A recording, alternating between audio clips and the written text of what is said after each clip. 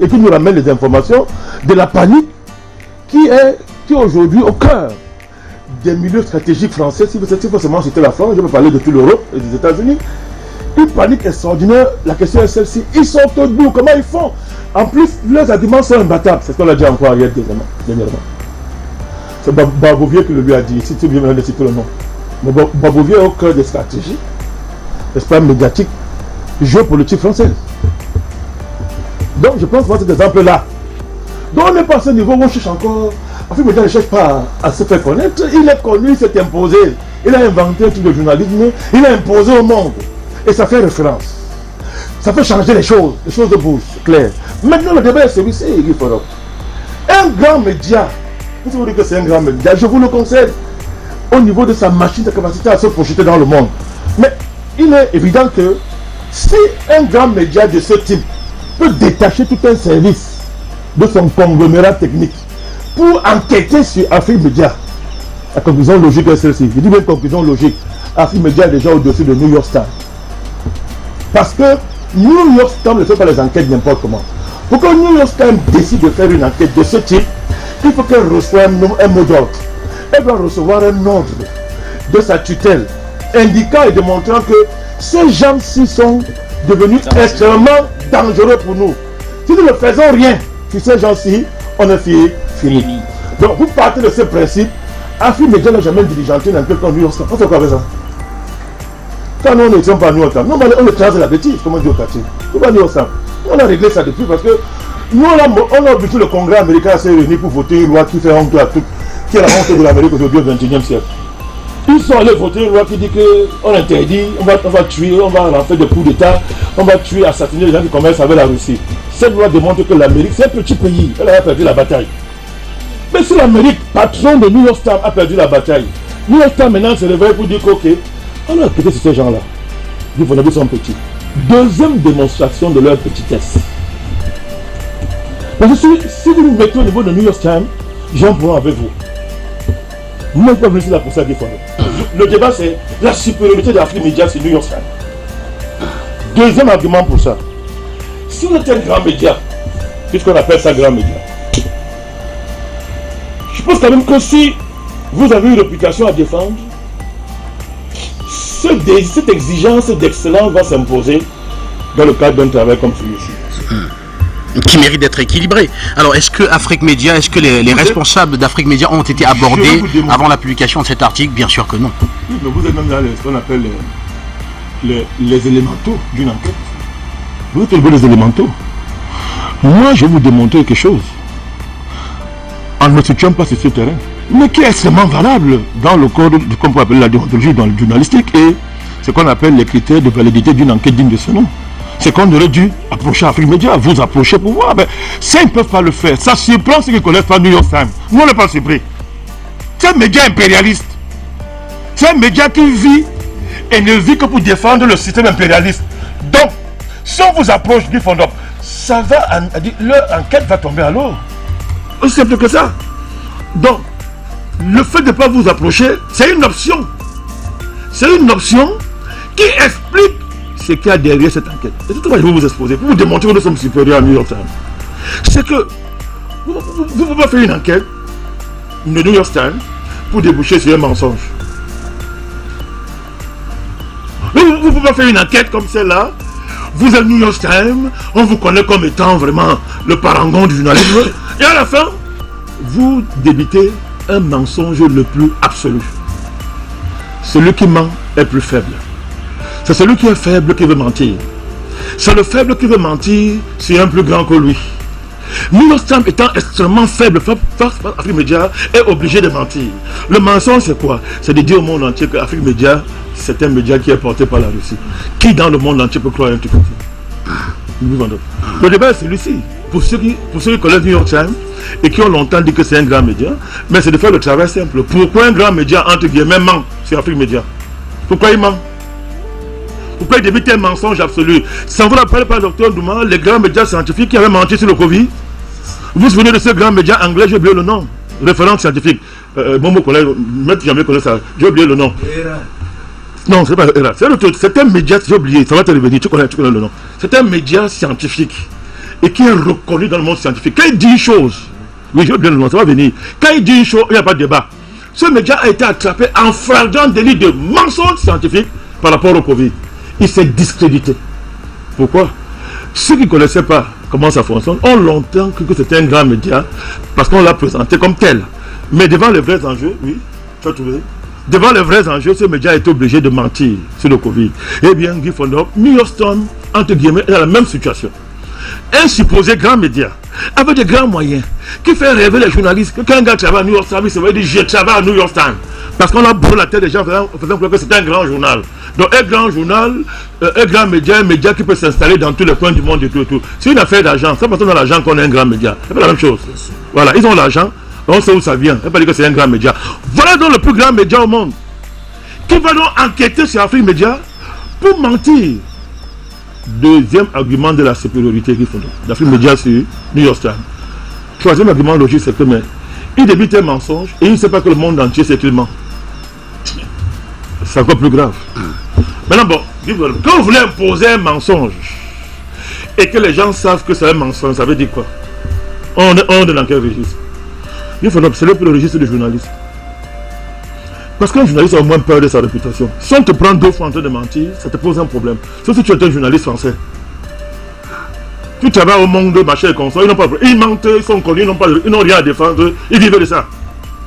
Mais vous ne pouvez pas mentir. Vous venez dire qu'on a fait l'enquête, c'est New York Times. Les gens que vous avez colonisés mentalement savent que non, New York Times va dire une vérité extraordinaire. Et tu viens dire que non, Afrique Média est porté par le russe.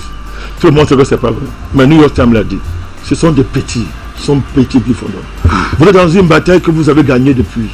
La bataille de la supériorité intellectuelle et idéologique. Vous avez gagné ça. En face, il reste quoi à vos adversaires? Le mensonge le plus absolu. Quand j'ai dit ça, mais attention, il faut aller plus loin que ça pour savoir, mais pourquoi ils ont une pareille stratégie? Et là, vous allez comprendre pourquoi. Dans la démarche de l'impérialisme occidental, de telles démarches, on a déjà vu ça. On a vu ça en Ukraine sur les supposés meurtres crimes de la Russie. On a vu ça. Quand ils font ça, c'est la première étape d'une démarche dans laquelle eux maintenant ils veulent entrer. Ça a dépassé la France. Ça a dépassé l'Union européenne. Il faut que le grand patron lui prenne les choses en main. Que fait le grand patron? Il te diabolise d'abord. La diabolisation n'a rien à voir avec la vérité.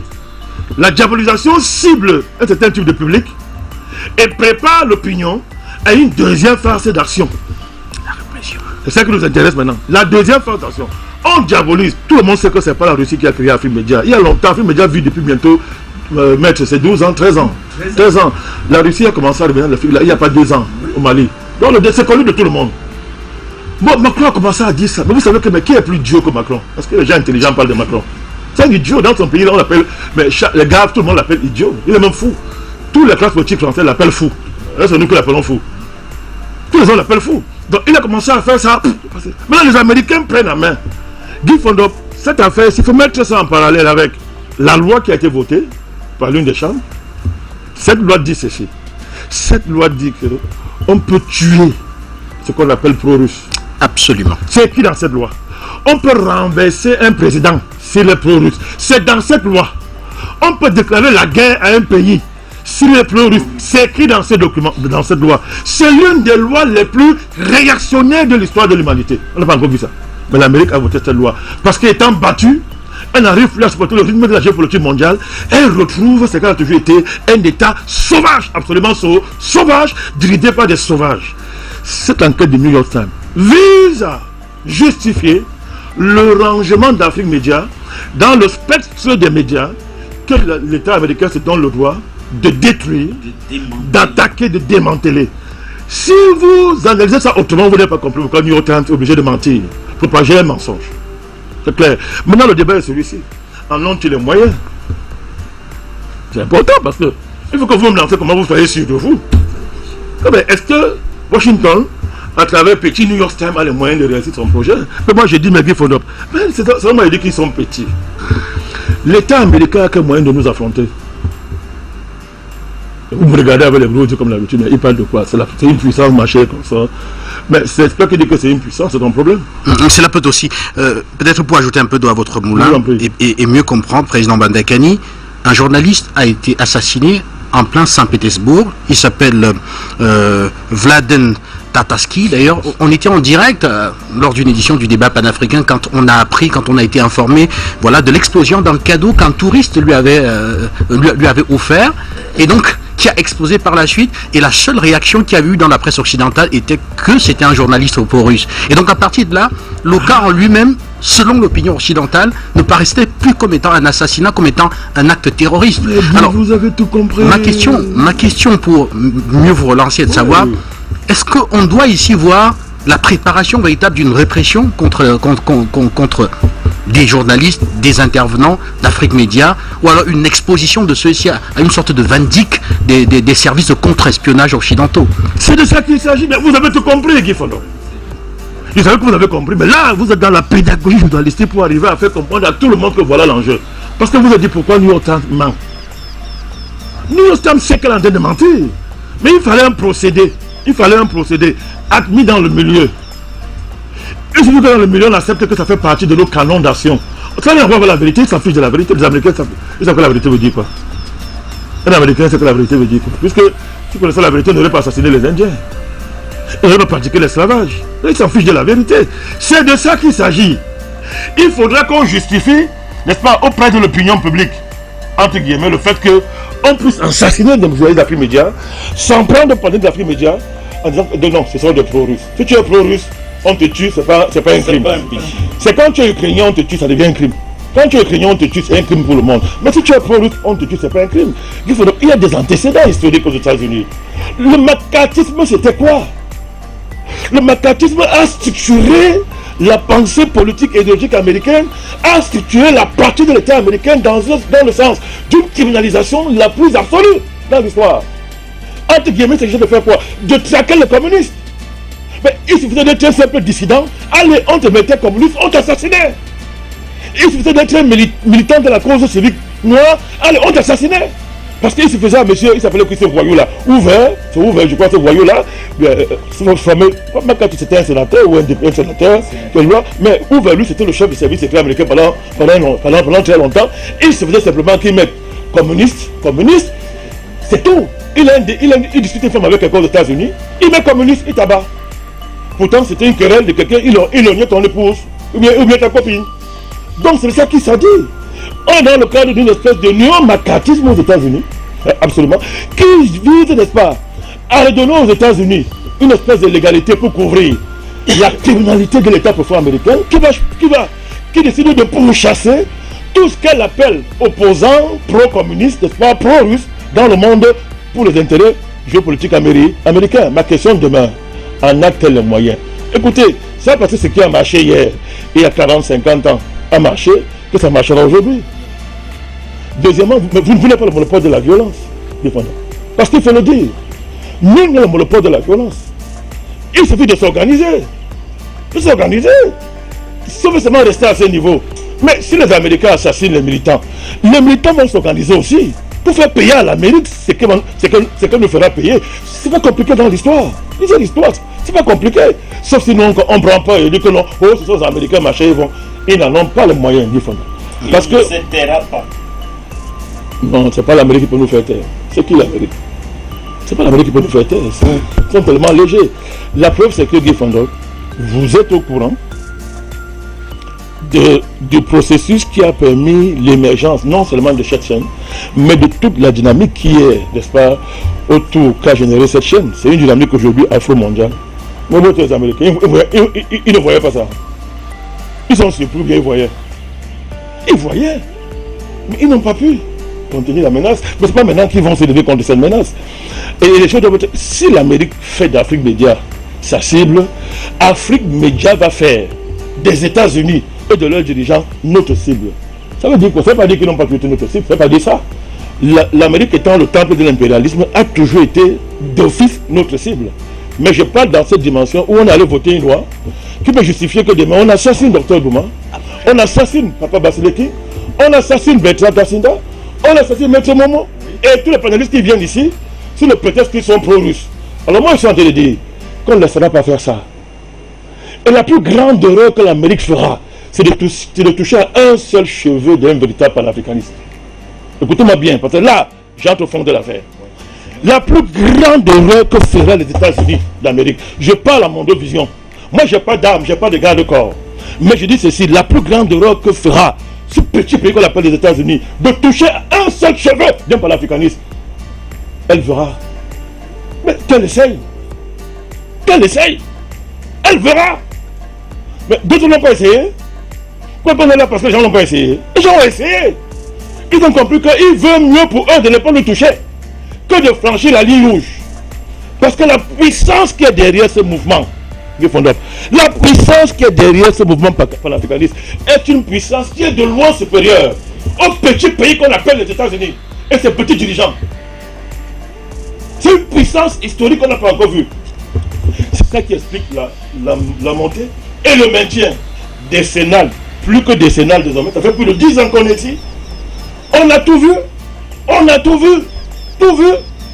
Mais on est debout, Gryffondor. Tu es debout. On est debout, on a tout vu. Mais ce n'est pas un petit pays. J'ai dit petit pays parce que c'est un pays qui tue pour exister, c'est un petit pays.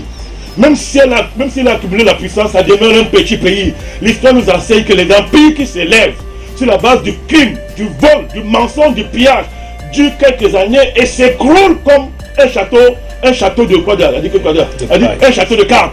Et l'histoire ne parle de qu'au passé en des termes méprisables. Donc c'est quoi l'Amérique? C'est un État criminel.